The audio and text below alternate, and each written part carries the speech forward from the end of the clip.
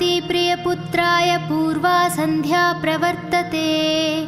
उत्तिष्ठ गजराजस्य कर्तव्यं लोकपालनम्। उत्तिष्ठो उत्तिष्ठ विघ्नेश उत्तिष्ठ गणनायक। उत्तिष्ठ गिरिजापुत्रा जगतां मङ्गलं कुरु। श्रीकाणीपाकवरसिद्धिविनायकत्वं प्रीत्याद्य जागृहि कुरु प्रियमङ्गलानि। त्रैलोक्यरक्षणकराणि महोज्ज्वलानि। श्रीमद्विनायक विभो तव सुप्रभातम्। श्रीमद्विहारपुरवास शिवात्मजाता कुपोद्भवाद्भुतविलास स्वयंभुमूर्ते।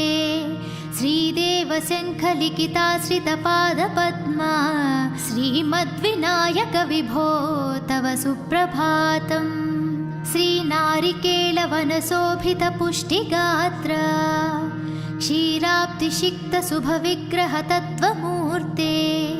दिव्याङ्गमूषिकसुवाहनमोदरूप श्रीमद्विनायक विभो तव सुप्रभातम्।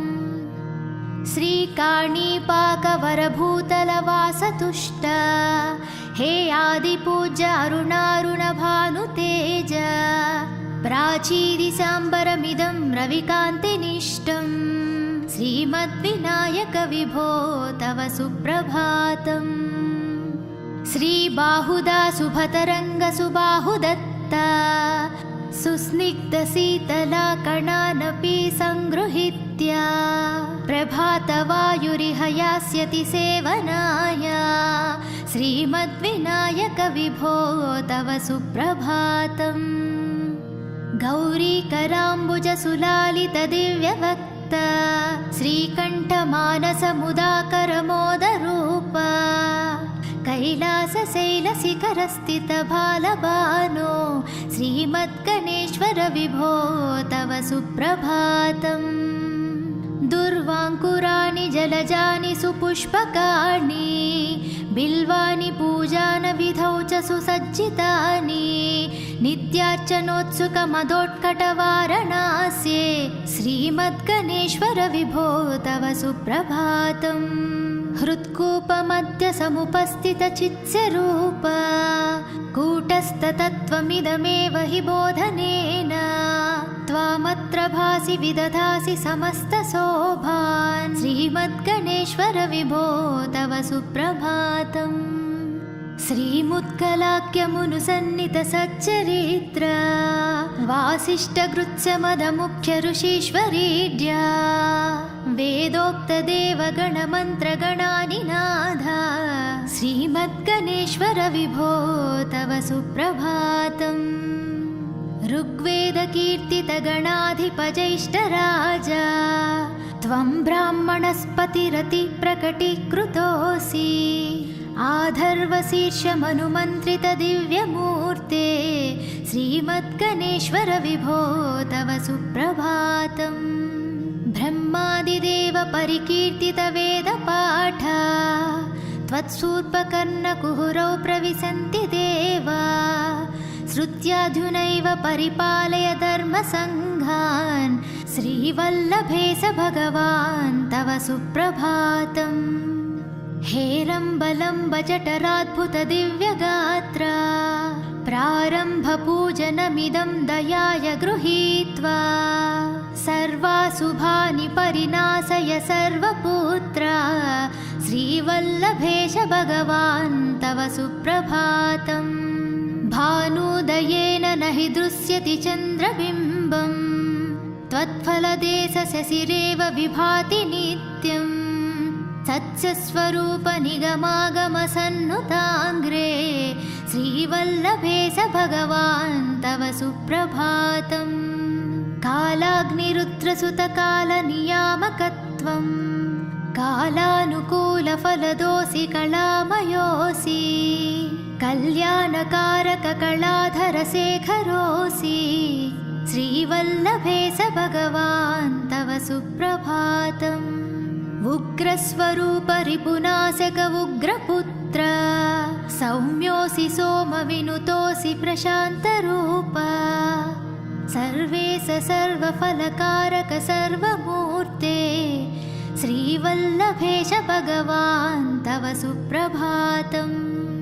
दारिद्र्यदुःखभयभञ्जन दक्ष स्वामिन् तारुण्यविग्रहधनाधिफलप्रदायिन् लावण्यमञ्जुलकलानि त्वरञ्जितास्य हे विघ्ननाथ भगवान् तव सुप्रभातम्।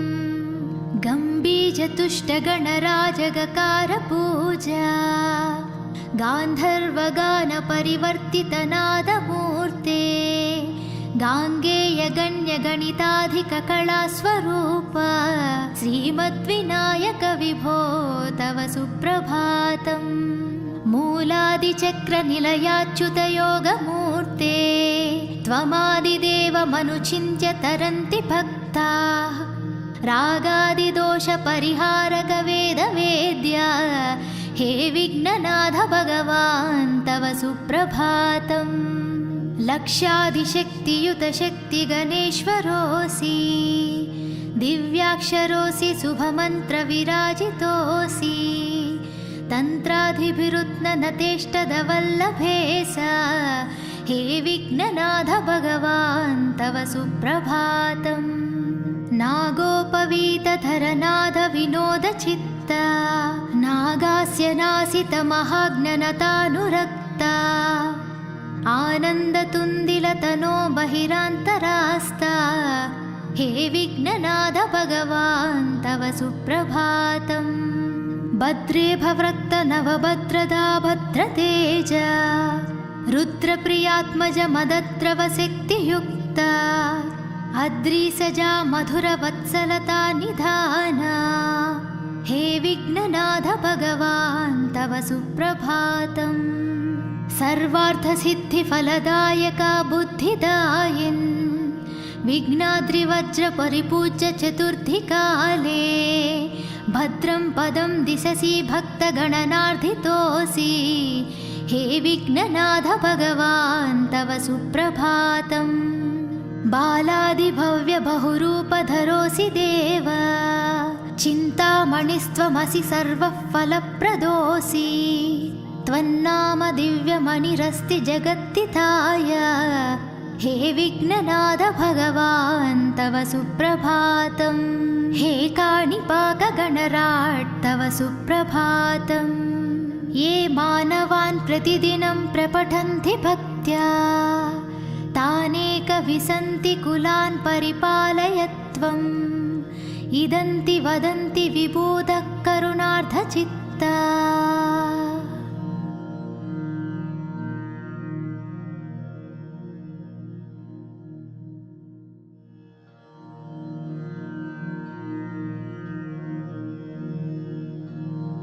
ॐ पार्वती प्रियपुत्राय पूर्वा सन्ध्या प्रवर्तते उत्तिष्ठ गजराजस्य कर्तव्यं लोकपालनम्।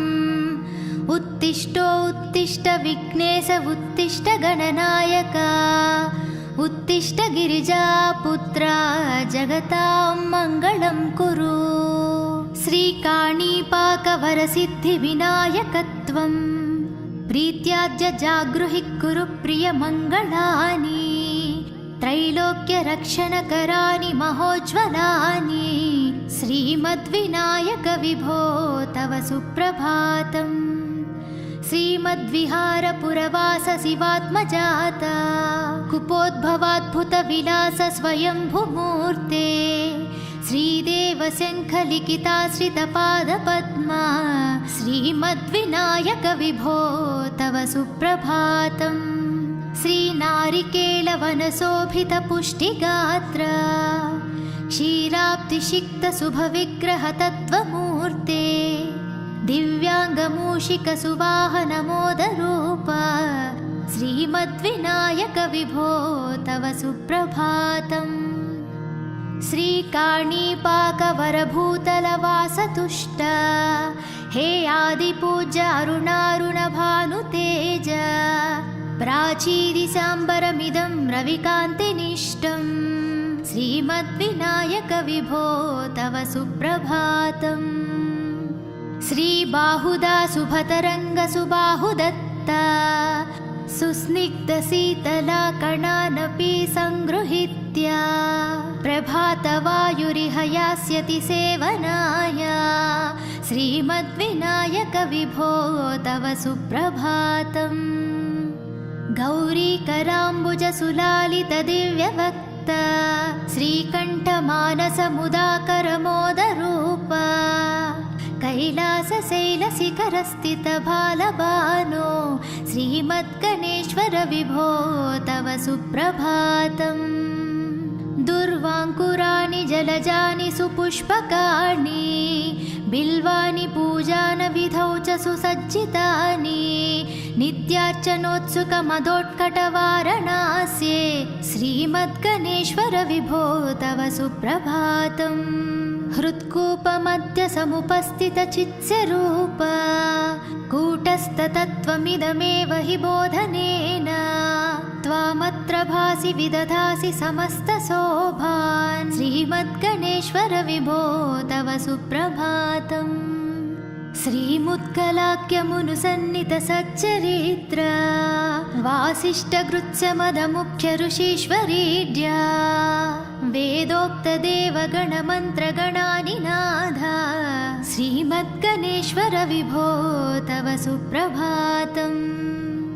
ऋग्वेदकीर्तितगणाधिपजैष्ठराजा त्वं ब्राह्मणस्पतिरतिप्रकटीकृतोऽसि आधर्वशीर्षमनुमन्त्रितदिव्यमूर्ते श्रीमद्गणेश्वर विभो तव सुप्रभातम्।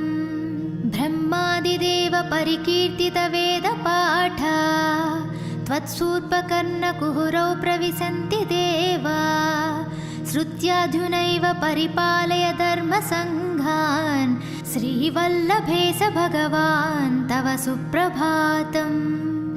हेरम्बलम्ब जठराद्भुतदिव्यगात्रा प्रारम्भपूजनमिदं दयाय गृहीत्वा सर्वाशुभानि परिनाशय सर्वपुत्रा श्रीवल्लभेश भगवान् तव सुप्रभातम्।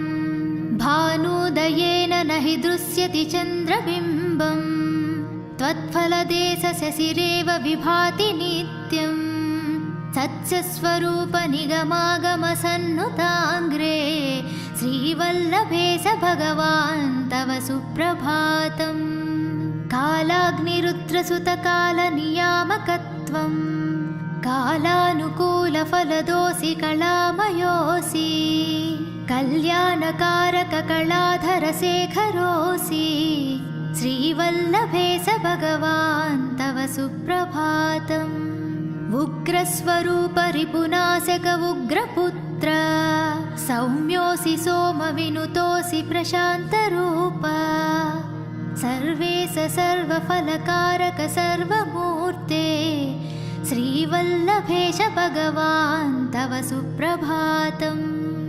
दारिद्र्यदुःखभयभञ्जन दक्ष स्वामिन् तारुण्यविग्रहधनाधिफलप्रदायिन् लावण्यमञ्जुलकलानि त्वरञ्जितास्य हे विघ्ननाथ भगवान् तव सुप्रभातम्। गम्भीरतुष्टगणराजगकारपूजा गान्धर्वगानपरिवर्तितनादमूर्ते गाङ्गेयगण्यगणिताधिककलास्वरूप श्रीमद्विनायक विभो तव सुप्रभातम्। मूलादिचक्रनिलयाच्युतयोगमूर्ते त्वमादिदेवमनुचिन्त्य तरन्ति भक्ताः रागादिदोषपरिहारक वेदवेद्या हे विघ्ननाथ भगवान् तव सुप्रभातम्। लक्षादिशक्तियुतशक्तिगणेश्वरोऽसि दिव्याक्षरोऽसि शुभमन्त्रविराजितोऽसि तन्त्राधिभिरुत्ननतेष्टदवल्लभेश हे विघ्ननाथ भगवान् तव सुप्रभातम्।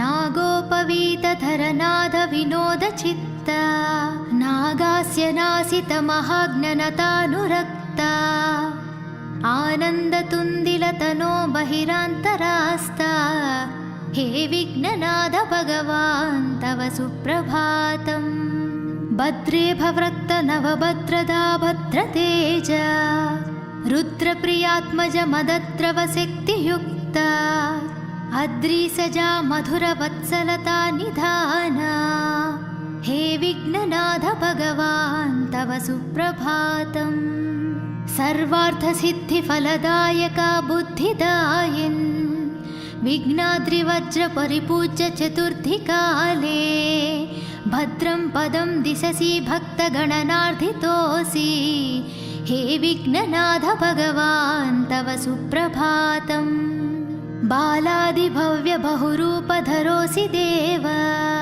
चिन्तामणिस्त्वमसि सर्वः फलप्रदोऽसि त्वन्नाम दिव्यमणिरस्ति जगत्तिताय हे विघ्ननाथ भगवान् तव सुप्रभातम् हे काणिपाकगणराट् तव सुप्रभातम् ये मानवान् प्रतिदिनं प्रपठन्ति भक्त्या तानेकविसन्ति कुलान् परिपालय त्वम् इदन्ति वदन्ति विबोधः करुणार्धचित्ता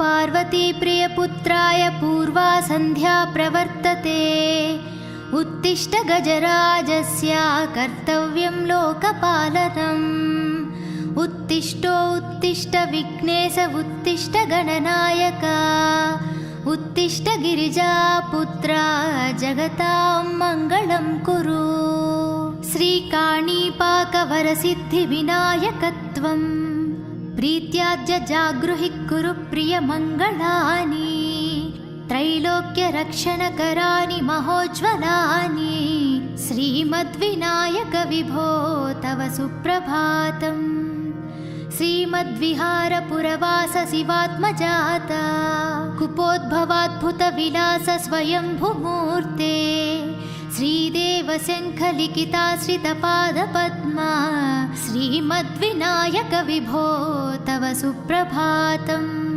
श्रीनारिकेलवनशोभितपुष्टिगात्र क्षीराब्धिषिक्तशुभविग्रहतत्त्वमूर्ते दिव्याङ्गमूषिकसुवाहनमोदरूप श्रीमद्विनायक विभो तव सुप्रभातम् श्रीकाणीपाकवरभूतलवासतुष्ट हे आदिपूज्य अरुणारुणभानुतेज प्राचीदिशाम्बरमिदं रविकान्तिनिष्टम् श्रीमद्विनायक विभो तव सुप्रभातम् श्रीबाहुदा शुभतरङ्गसुबाहुदत्ता सुस्निग्धशीतला कणानपि सङ्गृहीत्य प्रभातवायुरिह यास्यति सेवनाय श्रीमद्विनायक विभो तव सुप्रभातम्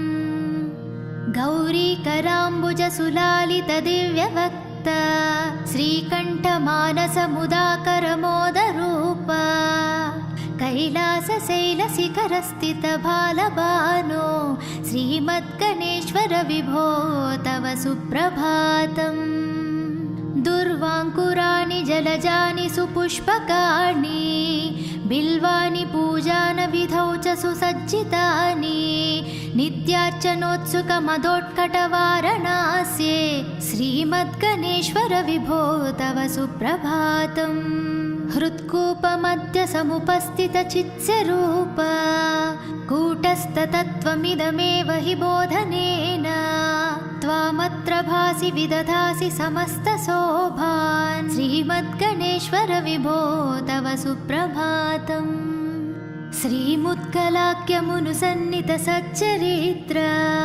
वासिष्ठगृत्समदमुख्य ऋषीश्वरीड्या वेदोक्तदेवगणमन्त्रगणानिनाद श्रीमद्गणेश्वर विभो तव सुप्रभातम् ऋग्वेदकीर्तितगणाधिपजैष्ठराजा त्वं ब्राह्मणस्पतिरति प्रकटीकृतोऽसि आधर्वशीर्षमनुमन्त्रितदिव्यमूर्ते श्रीमद्गणेश्वर विभो तव सुप्रभातम् ब्रह्मादिदेव परिकीर्तितवेदपाठा त्वत्सूर्पकर्णकुहरौ प्रविशन्ति देवा श्रुत्याधुनैव परिपालय धर्मसङ्घान् श्रीवल्लभेश भगवान् तव सुप्रभातम् हेरम्बलम्ब जठराद्भुतदिव्यगात्रा प्रारम्भपूजनमिदं दयाय गृहीत्वा सर्वाशुभानि परिनाशय सर्वपुत्रा श्रीवल्लभेश भगवान् तव सुप्रभातम् भानुदयेन न हि दृश्यति चन्द्रबिम्बम् त्वत्फलदेशशशिरेव विभाति नित्यम् सत्स्वरूप निगमागमसन्नुताङ्ग्रे श्रीवल्लभेश भगवान् तव सुप्रभातम् कालाग्निरुद्रसुतकालनियामकत्वम् कालानुकूलफलदोऽसि कलामयोऽसि कल्याणकारककलाधरशेखरोऽसि श्रीवल्लभेश भगवान् तव सुप्रभातम् उग्रस्वरूप रिपुनाशक उग्रपुत्र सौम्योऽसि सोमविनुतोऽसि प्रशान्तरूप सर्वेश सर्वफलकारक सर्वमूर्ते श्रीवल्लभेश भगवान् तव सुप्रभातम् दारिद्र्यदुःखभयभञ्जन दक्ष स्वामिन् तारुण्यविग्रहधनाधिफलप्रदायिन् लावण्यमञ्जुलकलानि त्वरञ्जितास्य हे विघ्ननाथ भगवान् तव सुप्रभातम् गम्भीरतुष्टगणराजगकारपूजा गान्धर्वगानपरिवर्तितनादमूर्ते गाङ्गेयगण्यगणिताधिककलास्वरूप श्रीमद्विनायक विभो तव सुप्रभातम् मूलादिचक्रनिलयाच्युतयोगमूर्ते त्वमादिदेवमनुचिन्त्य तरन्ति भक्ताः रागादिदोषपरिहारक वेदवेद्या हे विघ्ननाथ भगवान् तव सुप्रभातम् लक्षाधिशक्तियुतशक्तिगणेश्वरोऽसि दिव्याक्षरोऽसि शुभमन्त्रविराजितोऽसि तन्त्राधिभिरुत्ननतेष्टदवल्लभेश हे विघ्ननाथ भगवान् तव सुप्रभातम् नागोपवीतधरनाद विनोदचित्ता नागास्य नासितमहाज्ञनतानुरक्ता आनन्दतुन्दिलतनो बहिरान्तरास्ता हे विघ्ननाथ भगवान् तव सुप्रभातम् भद्रे भवृक्त नवभद्रदा भद्रतेज रुद्रप्रियात्मज मदद्रवशक्तियुक्ता अद्रिसजा मधुरवत्सलता निधाना हे विघ्ननाथ भगवान् तव सुप्रभातम् सर्वार्थसिद्धिफलदायका बुद्धिदायिन् विघ्नाद्रिवज्रपरिपूज्य चतुर्थीकाले भद्रं पदं दिशसि भक्तगणनार्धितोऽसि हे विघ्ननाथ भगवान् तव सुप्रभातम् बालादिभव्यबहुरूपधरोऽसि देव चिन्तामणिस्त्वमसि सर्वः फलप्रदोऽसि त्वन्नाम दिव्यमणिरस्ति जगत्तिताय हे विघ्ननाथ भगवान् तव सुप्रभातम् हे काणिपाकगणराट् तव सुप्रभातम् ये मानवान् प्रतिदिनं प्रपठन्ति भक्त्या तानेकविसन्ति कुलान् परिपालय त्वम् इदन्ति वदन्ति विबोधः करुणार्धचित्ता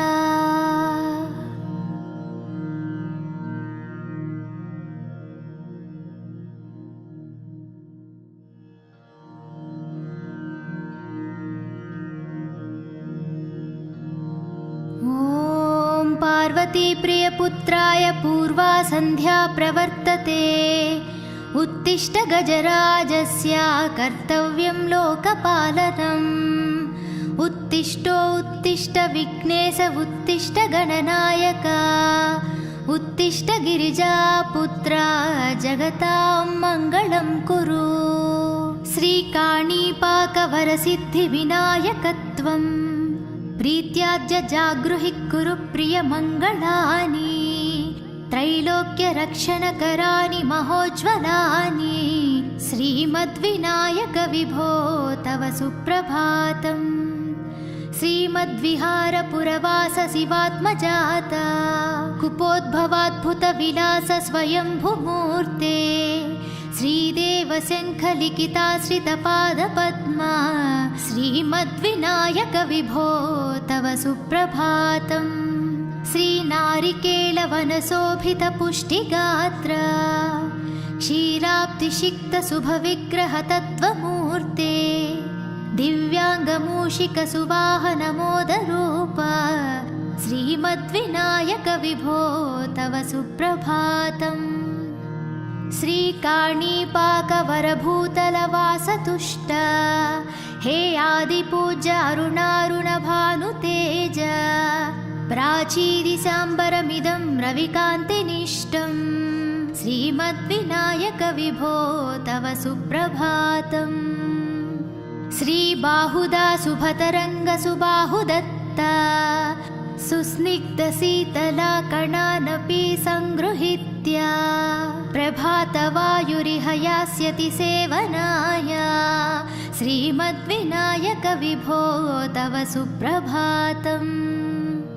गौरीकराम्बुजसुलालितदिव्यवक्ता श्रीकण्ठमानसमुदाकरमोदरूप कैलासशैलशिखरस्थितबालबानो श्रीमद्गणेश्वर विभो तव सुप्रभातम्। दुर्वाङ्कुराणि जलजानि सुपुष्पकाणि बिल्वानि पूजानविधौ च सुसज्जितानि। नित्यार्चनोत्सुकमदोत्कटवारणास्ये श्रीमद्गणेश्वर विभो तव सुप्रभातम्। हृत्कूपमध्य समुपस्थितचित्स्वरूप कूटस्थतत्त्वमिदमेव हि बोधनेन। त्वामत्र भासि विदधासि समस्तशोभान् श्रीमद्गणेश्वर विभो तव सुप्रभातम्। श्रीमुत्कलाख्यमुनुसन्नितसच्चरित्र वासिष्ठगृत्समदमुख्य ऋषीश्वरीड्या वेदोक्तदेवगणमन्त्रगणानिनाद श्रीमद्गणेश्वर विभो तव सुप्रभातम्। ऋग्वेदकीर्तितगणाधिपजैष्ठराजा त्वं ब्राह्मणस्पतिरतिप्रकटीकृतोऽसि। आधर्वशीर्षमनुमन्त्रितदिव्यमूर्ते श्रीमद्गणेश्वर विभो तव सुप्रभातम्। ब्रह्मादिदेव परिकीर्तितवेदपाठ त्वत्सूर्पकर्णकुहरौ प्रविशन्ति देवा। श्रुत्याधुनैव परिपालय धर्मसङ्घान् श्रीवल्लभेश भगवान् तव सुप्रभातम्। हेरम्बलम्बजठराद्भुतदिव्यगात्र प्रारम्भपूजनमिदं दयाय गृहीत्वा सर्वाशुभानि परिनाशय सर्वपुत्र श्रीवल्लभेश भगवान् तव सुप्रभातम्। भानुदयेन न हि दृश्यति चन्द्रबिम्बम् त्वत्फलदेशशशिरेव विभाति नित्यम्। सत्स्वरूप निगमागमसन्नुताङ्ग्रे श्रीवल्लभेश भगवान् तव सुप्रभातम्। कालाग्निरुद्रसुतकालनियामकत्वं कालानुकूलफलदोषि कलामयोऽसि। कल्याणकारककलाधरशेखरोऽसि श्रीवल्लभेश भगवान् तव सुप्रभातम्। उग्रस्वरूप रिपुनाशक उग्रपुत्र सौम्योऽसि सोमविनुतोऽसि प्रशान्तरूप सर्वेश सर्वफलकारक सर्वमूर्ते श्रीवल्लभेश भगवान् तव सुप्रभातम्। दारिद्र्यदुःखभयभञ्जन दक्ष स्वामिन् तारुण्यविग्रहधनाधिफलप्रदायिन् लावण्यमञ्जुलकलानित्वरञ्जितास्य हे विघ्ननाथ भगवान् तव सुप्रभातम्। गम्भीरतुष्टगणराजगकारपूजा गान्धर्वगानपरिवर्तितनादमूर्ते गाङ्गेयगण्यगणिताधिककलास्वरूप श्रीमद्विनायक विभो तव सुप्रभातम्। मूलादिचक्रनिलयाच्युतयोगमूर्ते त्वमादिदेवमनुचिन्त्य तरन्ति भक्ताः रागादिदोषपरिहारक वेदवेद्या हे विघ्ननाथ भगवान् तव सुप्रभातम्। लक्षादिशक्तियुत शक्तिगणेश्वरोऽसि दिव्याक्षरोऽसि शुभमन्त्रविराजितोऽसि तन्त्राधिभिरुत्ननतेष्टदवल्लभेश हे विघ्ननाथ भगवान् तव सुप्रभातम्। नागोपवीतधरनाद विनोदचित्ता नागास्य नासितमहाज्ञनतानुरक्ता आनन्दतुन्दिलतनो बहिरान्तरास्ता हे विघ्ननाथ भगवान् तव सुप्रभातम्।